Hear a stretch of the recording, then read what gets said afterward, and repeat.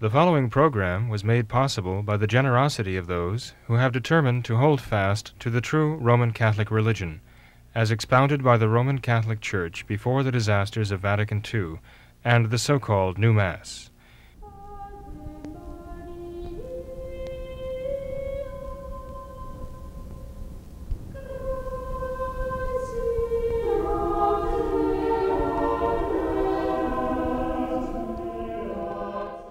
Father, and to the Son, and to the Holy Ghost. Amen. Come, Holy Ghost, fill the hearts of thy faithful, and kindle in them the fire of thy love. Send forth thy Spirit, and they shall be created, and thou shalt renew the face of the earth. Let us pray, O God, who didst instruct the hearts of thy faithful by the light of the Holy Ghost. Grant us by thy same Spirit to be truly wise, and ever to rejoice in its consolation. Through Christ our Lord. Amen.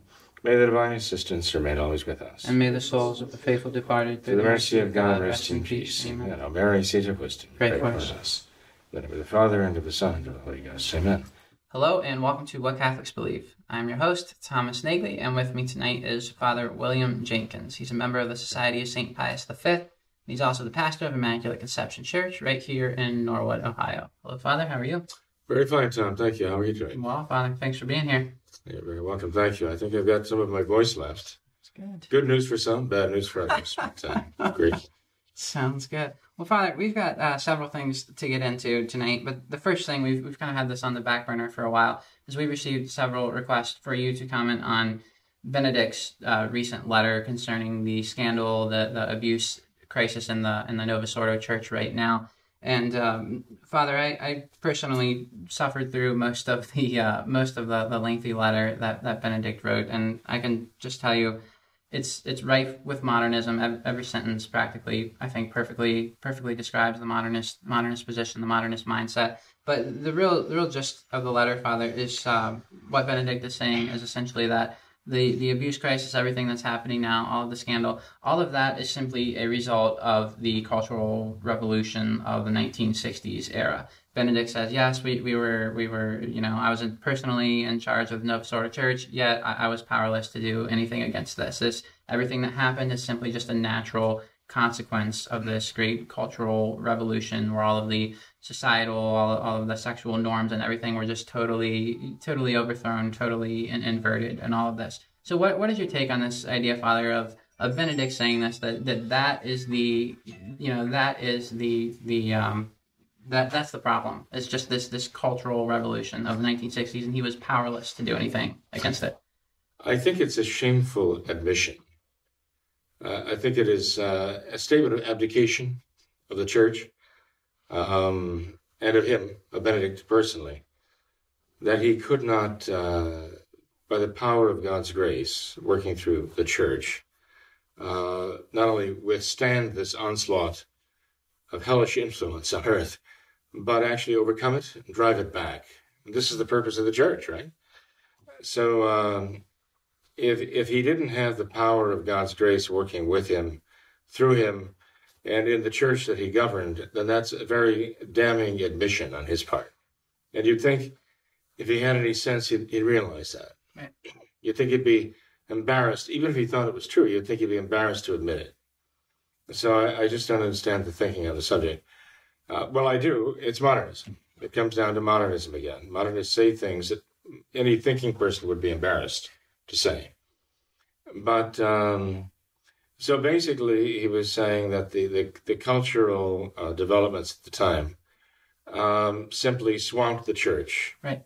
And as Paul VI earlier commented, the smoke of Satan had filled the sanctuary again. Another admission. And who's responsible? Well, of course, he is.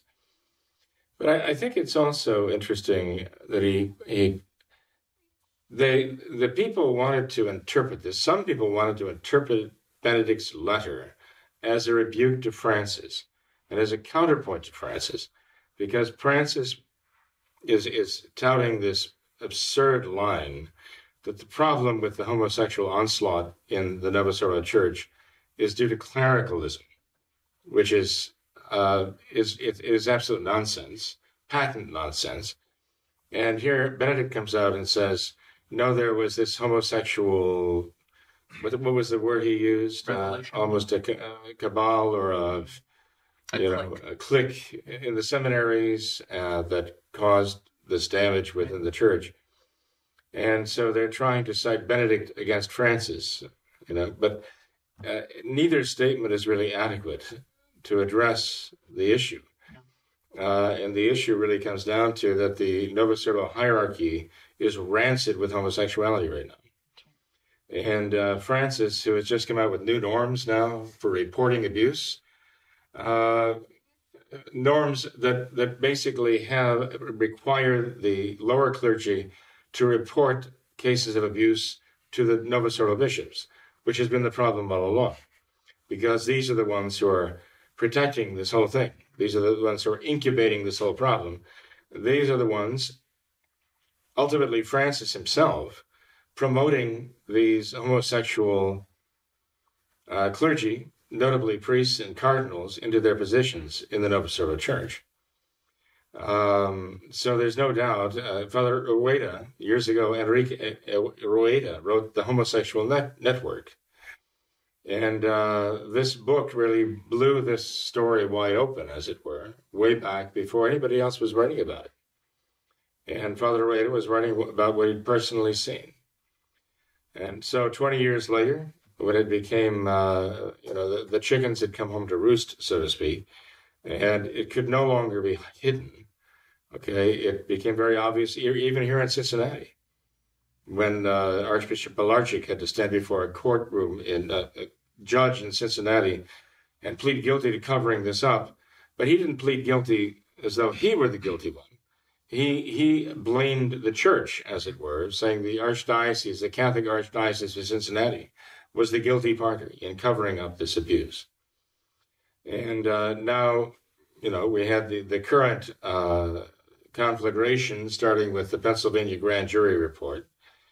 And it's all back in the news again. And Francis is keeping it there and actually using it for his own purposes, because he's trying to destroy any idea of what it is to be a clergyman.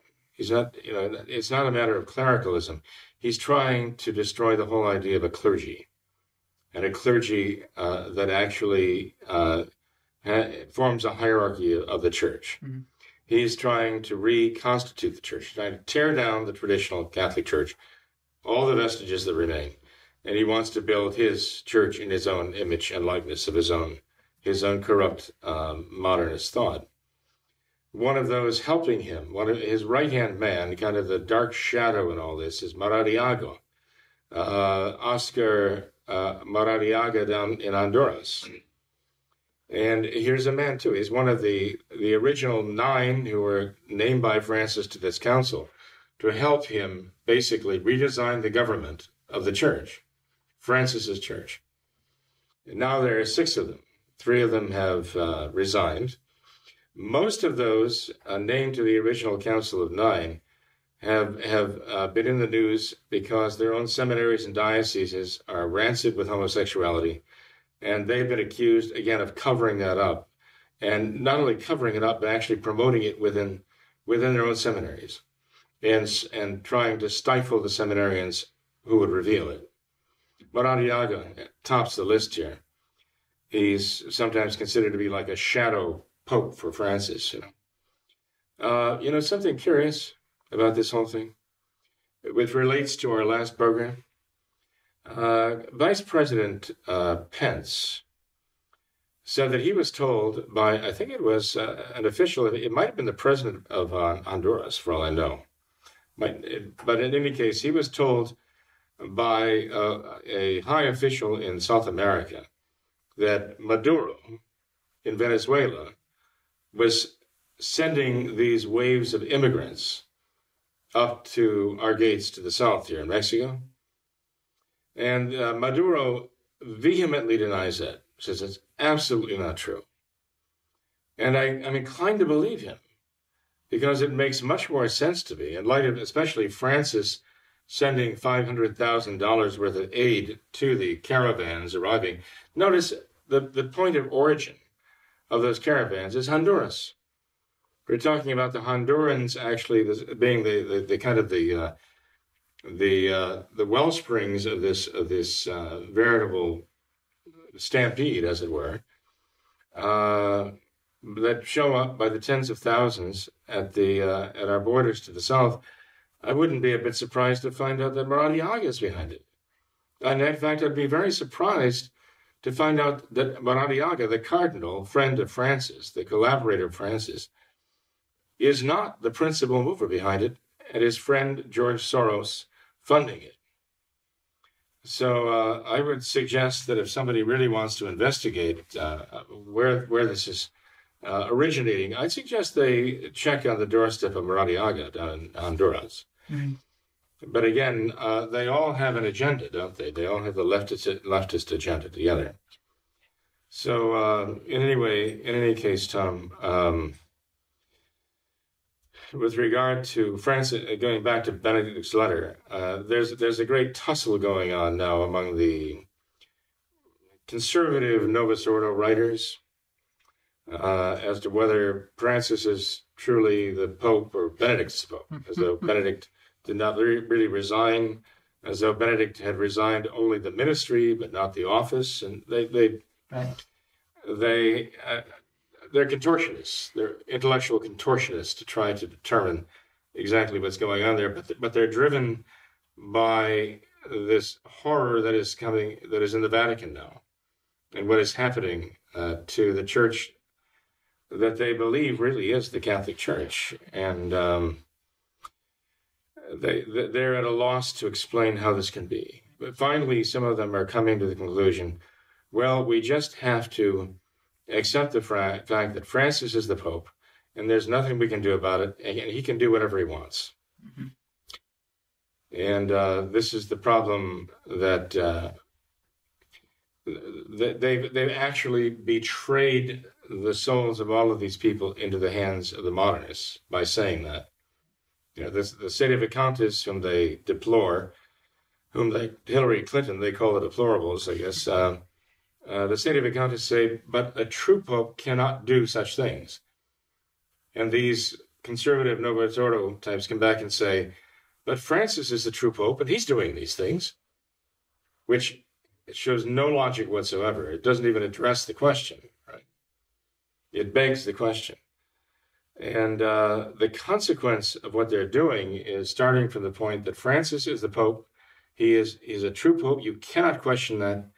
Whatever other conclusions you draw must be drawn from that truth. You must not question whether Francis is a true Pope. Mm. And it's troubled me for some time that we have the label SedeVACANTIST used so freely, so irresponsibly, so inexactly to apply to a whole range of views, from people who just question whether Francis is the Pope to those who dogmatically deny it, which I don't think you can do as a Catholic.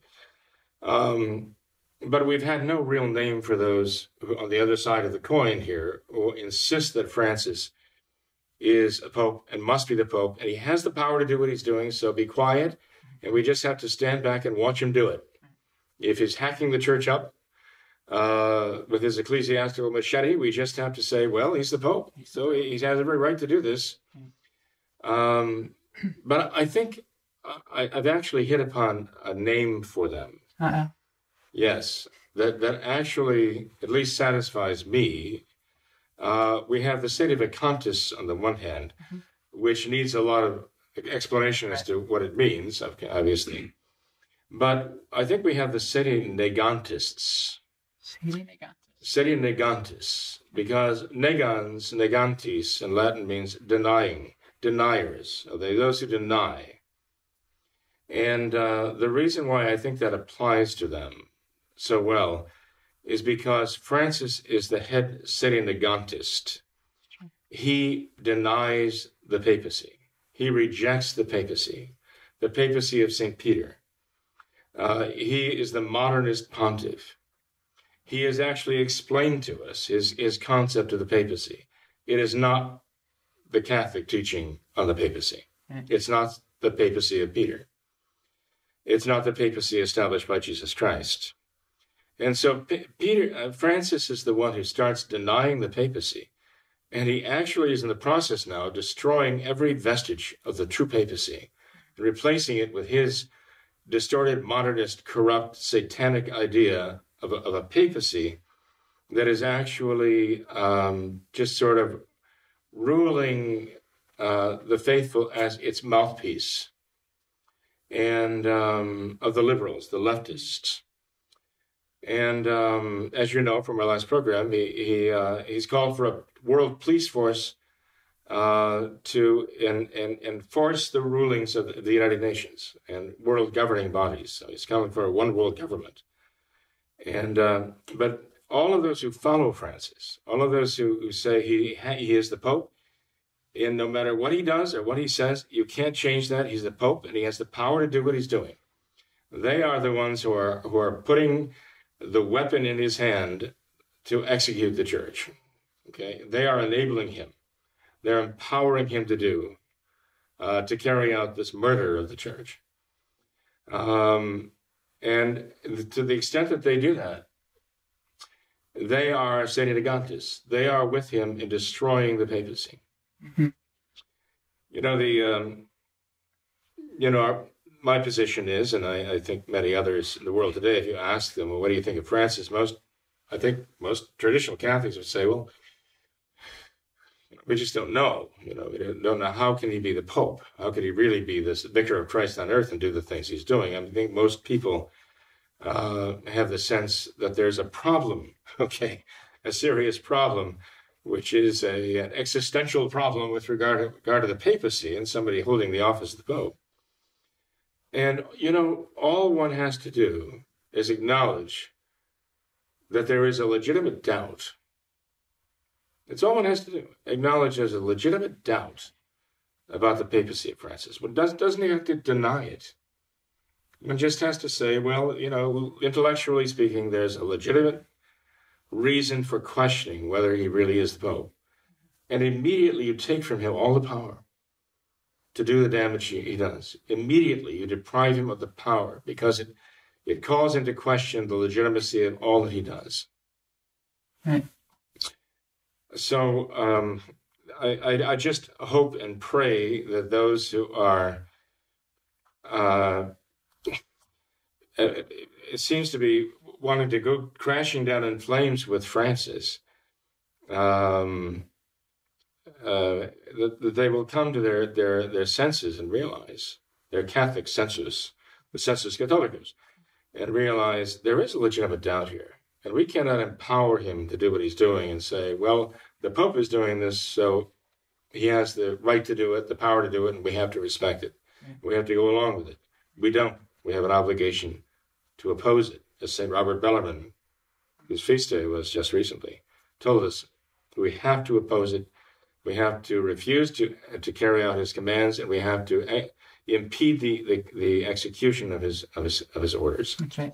And Father, as far as this idea that you talked about of essentially pitting Francis against Benedict, I think reading this letter, it's clear that is absolutely not what's happening. In fact, that Benedict ends his letter by with a whole paragraph thanking Francis for the wonderful work, the wonderful job he's done. And I think anyone who has even the most basic understanding of modernism can read through what Benedict writes in this letter, and you can see so many parallels between what he says and what Francis says. Sure, it might not be exactly the same language. It might come across on the surface a little differently, but at the bottom of what both of these men are saying is essentially the exact same thing, and that is perfect modernism. And this seems almost diabolically clever to me to have this kind of a more conservative, if you could call him that, Benedict wing in order to woo the conservatives, and then a more liberal Francis to try and get both sides, when really, sure, it sounds on the surface like they're preaching different things, but when you get to the bottom of it, it's the same doctrine. It's modernism. Well, read the Pascendi of St. Pius X, and he does say the modernists do exactly that.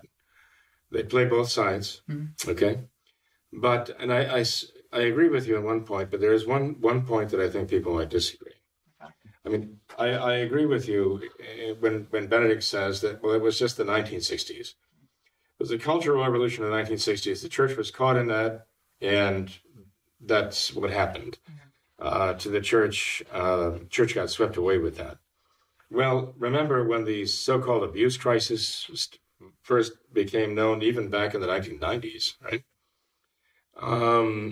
The statement was made, well, only about 4% of the priests of the church are actually indulging in this. And that's about the standard for the population in general. Right. So we can say that no more of the Catholic priests are doing this, percentage-wise or per capita, than the rest of the world's population.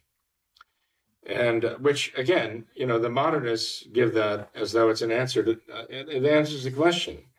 It's an outrageous answer that the Catholic priests are no better than anybody in the street, anyone, an atheist or anyone. Well, right? It's modernism, Father, because that's what modernism is following the modern. I mean, if this is what the modern society is doing, why not the priest just follow along?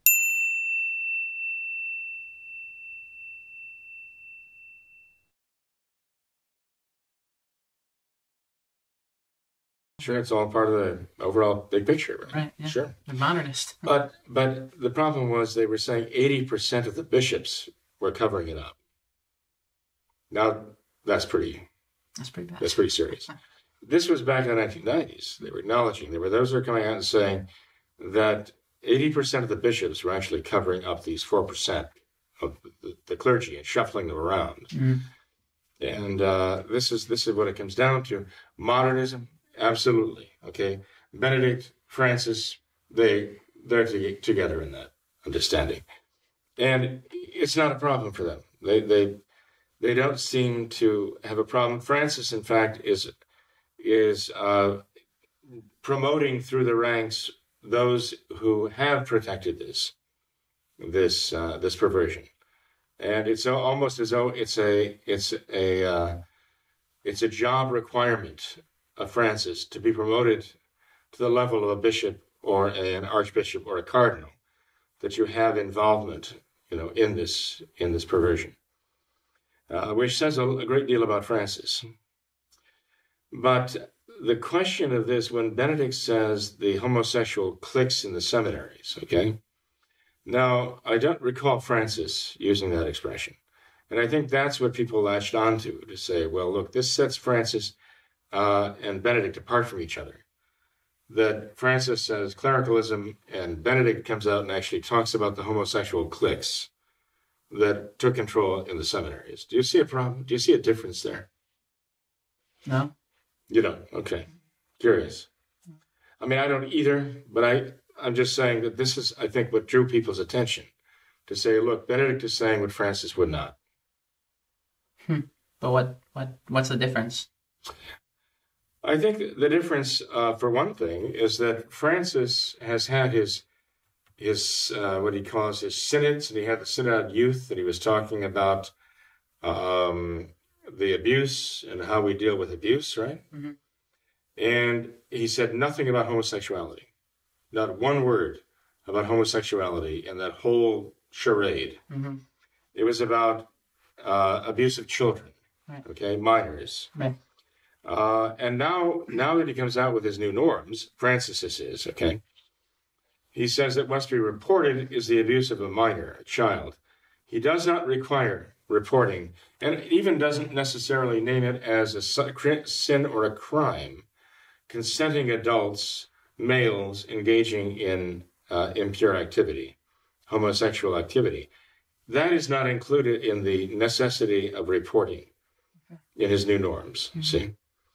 But Benedict did single out homosexual cliques in the seminary. Mm-hmm. I think that in many people's minds separated what he said from what Francis is purveying right now. But I think that's a very, very superficial thing to do, Father, because, as you pointed out so many times on the program, it's not, homosexuality is not the problem. It's simply modernism is the problem, and this is just a natural result of that problem. And so, yeah, I think there are so many conservative Novus Ordo Catholics who are searching for some kind of explanation of this, and they just love to latch on to this idea of, oh yeah, it's homosexualism, that's the problem, and they cannot seem to acknowledge the fact that modernism is the problem, because like you've said so many times, how so many conservative Novus Ordo Catholics they place all of their faith and all of their hope in Francis and the papacy and his office, and not in the real traditional Catholic faith. And so they think, if there's this failure there, if there's this, if he was a modernist, if he was really not a traditional Catholic, we would lose all of our faith. We wouldn't have anything to believe in. Mm-hmm. So rather than believing in our Lord and his religion, they believe in Francis and his religion. And so they just love to find something to blame it on.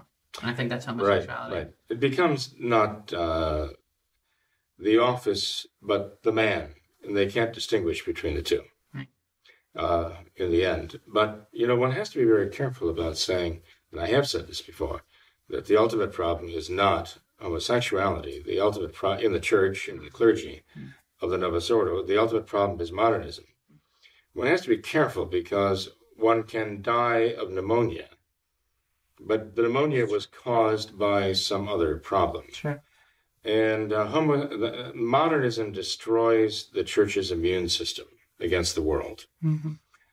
Modernism basically turns the church into a veritable petri dish for the microbes of the world, okay, where they can grow and foster and thrive. What it is that actually kills you might be a secondary or third, level effect of the original problem.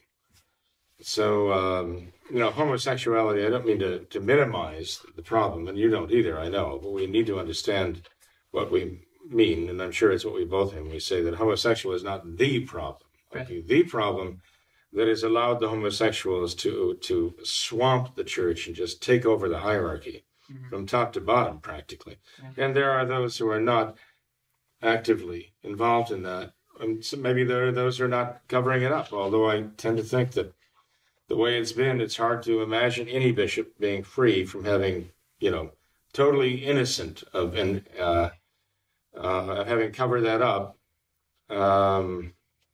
But I would say modernism is what has allowed the enemy to do this to the church. Mm-hmm. And this homosexual problem, this is one of the 4 sins that cried to heaven for vengeance. So it definitely is something that needs to be fought. It's something admirable to fight it. It seems that there's so many conservatives who they stop there and they don't get to the root of the problem, and they spend their lives fighting the symptom of the problem, and they never get beyond that. So it's a very, very unfortunate situation. Well, from Francis right on through the ranks of all of his cardinals, they all say the same things. Mm-hmm. There might be an exception here or there, right. But when they speak up, they talk about how doctrine is something that is of secondary importance. One of the cardinals actually came out and said so. He said, the doctrinal problems we're facing now are not really that important. What's important is that we engage the world.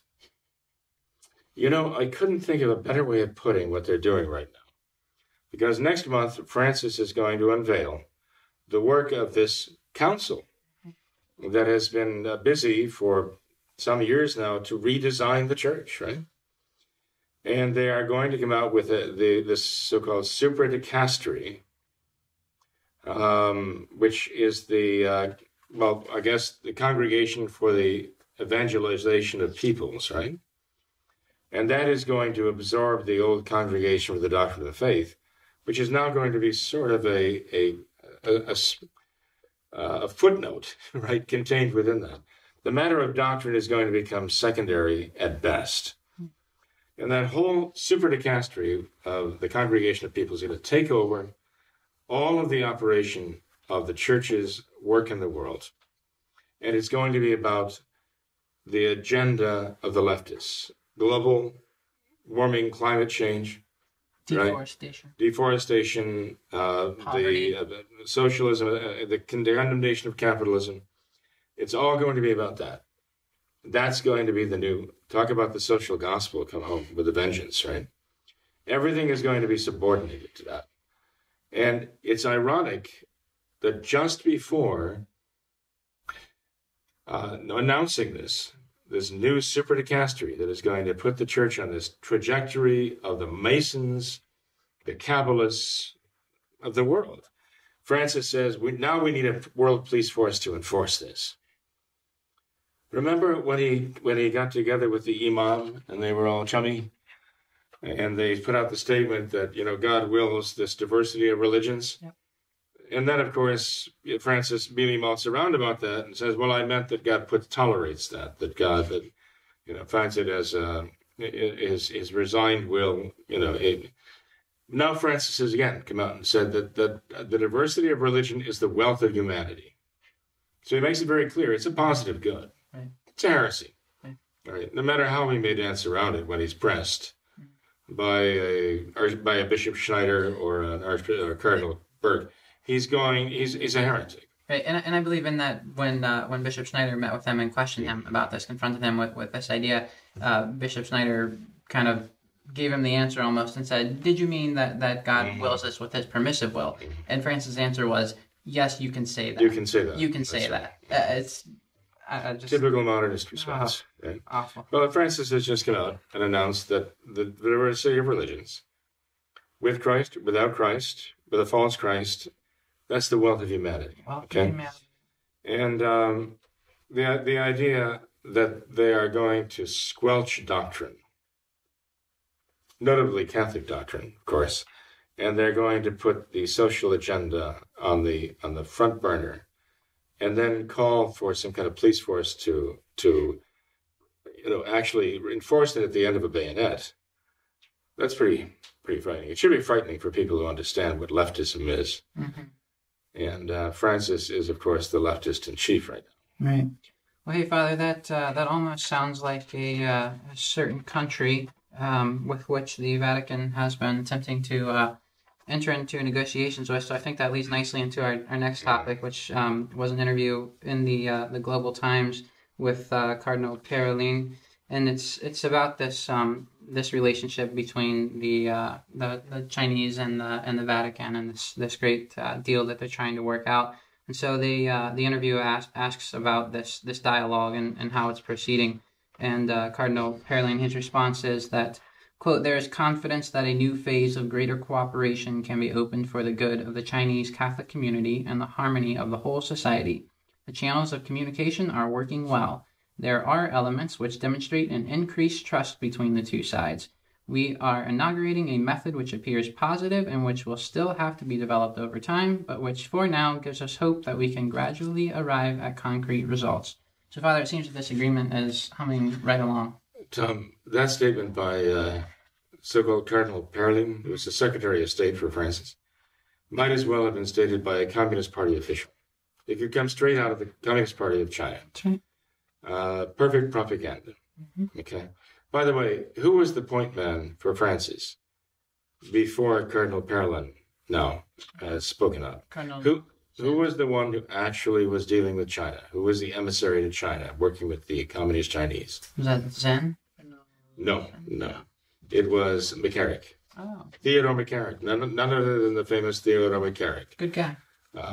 Who was the one who was working behind the scenes for years, going to Communist China, meeting with Communist officials, to try to work out a deal between the Vatican and the Communist Chinese Party to betray those who still had the faith in China into the hands of the communists.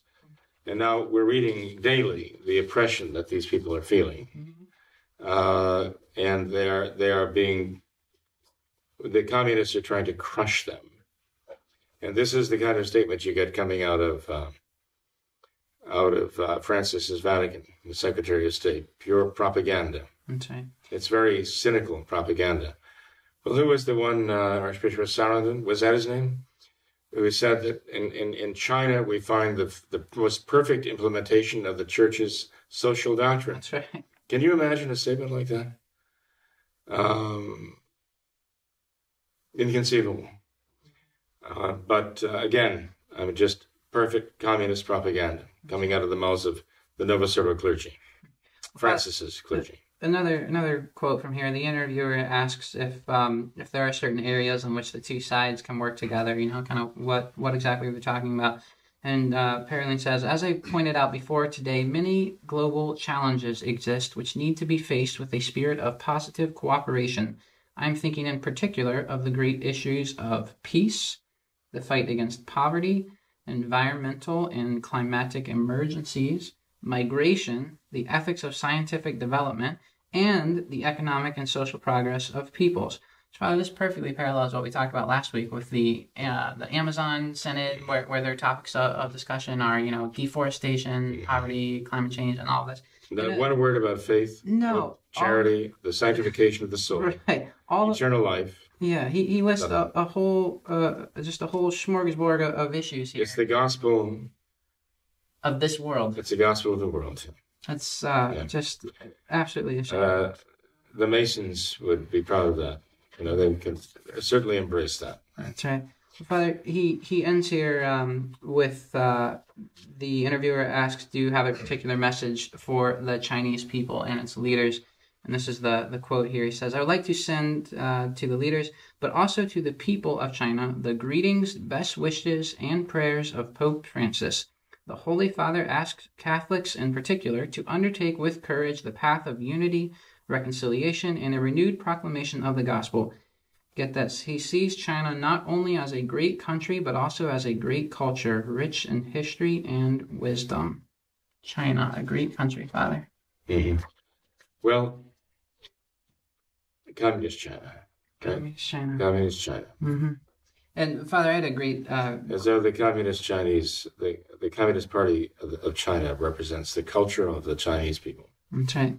Father, I have a great quote here in a recent news article from the Chinese president. He was speaking, I believe, at a college over there, and he said, quote, in contemporary China, the essence of patriotism is to combine one's love for the country with love for the party and socialism. Right. Chinese youth in the new era shall listen to the words of the party and follow the steps of the party. That is the religion of communism. And this is what Francis is so excited to... It shouldn't be surprising, though, Tom, when you realize Francis himself is a dyed-in-the-wool socialist, right? Right. And he wants world authority with punitive powers that can actually enforce worldwide socialism. So the fact that he's doing this in communist China is basically just it's a first step for him, right? What he's doing in China, he wants to happen throughout the world. That's right. People who want to insist that what he's doing, he has the authority from heaven to do, are making a very tragic mistake. They've got to realize that it is a mistake and change course here. Mm-hmm. No one can have the authority of heaven to do what he's doing. It's attacking the church at every turn. He wants to obliterate the church. A very wise gentleman I know told me that early on in Francis's rampage, I won't call it a reign, I'll call it a rampage, that the Novus Ordo popes up until then had been doing everything they could to destroy faith, but Francis seems hell-bent on destroying the church as an institution. And that harkens back to the statement of Voltaire that he wanted to erase from the earth the very memory of Christ. Why? Well, he himself made an act of faith there. Voltaire, of all people, who hated Christ, hated the church, says that if we allow even the memory of Christ to remain, that memory will rise from the dead, and the faith will rise from the dead, the church will rise from the dead. That takes a lot of faith to believe that, because there are a lot of Catholics now who are questioning if the faith can survive, and if the church itself can survive.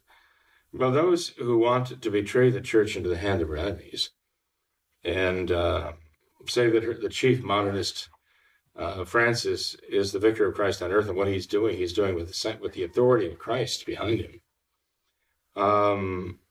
They might well question, if they believe that this really is the authority of Christ tearing down his own church through Francis. If they believe that, they might well question whether the church will survive. But for those of us who know better than that, by the grace of God, and realize this cannot be the work of God, what Francis is doing, but this is the work of Satan, that we know the church will definitely survive, the faith will survive, and will flourish. In the end, Our Lady's Immaculate Heart will triumph. But our mission right now has to be, number one, to be true to the faith, We have to hold on to the faith ourselves and never waver in our conviction of the doctrines of the faith, every single one. All of the teachings of the extraordinary magisterium, but all of the teachings of the ordinary magisterium too. We hold these as infallibly true. We have to maintain an invincible hope in Christ and a love for our Lord that is growing. We can't be satisfied with loving him enough. Thinking we love God enough is to basically say we don't love him at all. Because if one really has any love for God, it's never enough, right? One can never love God as he deserves to be loved because he is infinite goodness. So every one of us should aspire to love him more and ultimately to love him with our whole hearts and minds and souls and strength. That is the objective that finally will bring us to heaven itself, okay?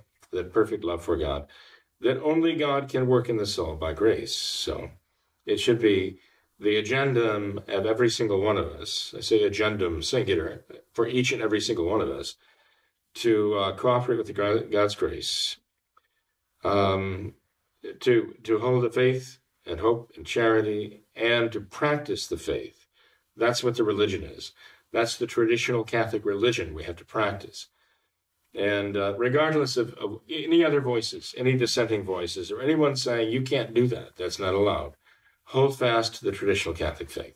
That's the only sanctuary there is in the world right now. And that is what will triumph in the end. Okay.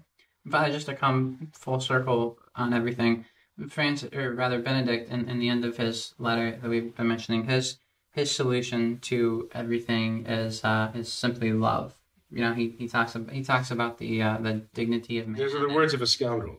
And all of this, but tell him to define that. Exactly. Ask him what he means by that. He'll use the same words that you just used, and yet he means exactly the opposite thing. Where you talk about this great love for God and love for the traditional Catholic religion, he talks about the love of man and fighting these issues, these worldly issues, and the love of man, the love of this world. And I think that's just the perfect juxtaposition between modernism. Traditionalism and modernism. That is the faith of modernism, which is the religion of Vatican II. That's right. Yeah, that's a good point, Tom. Yeah. He just replaces God with man. That's what they do. That's modernism. Right.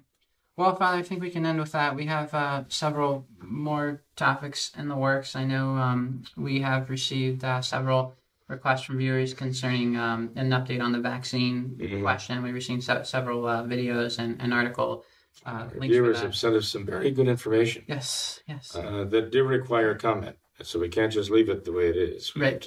Right. So I really appreciate sending that information. We need our viewers who are interested to send us information that is very helpful. So I appreciate that. Definitely.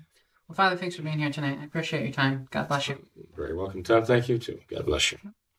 Thank you to all of our viewers as well for watching this episode of What Catholics Believe. Until next time, we ask that you all remember the words of Our Lady at Fatima, to consecrate yourselves and your families to the Immaculate Heart of Mary, and to pray and do penance. Thank you, and God bless you.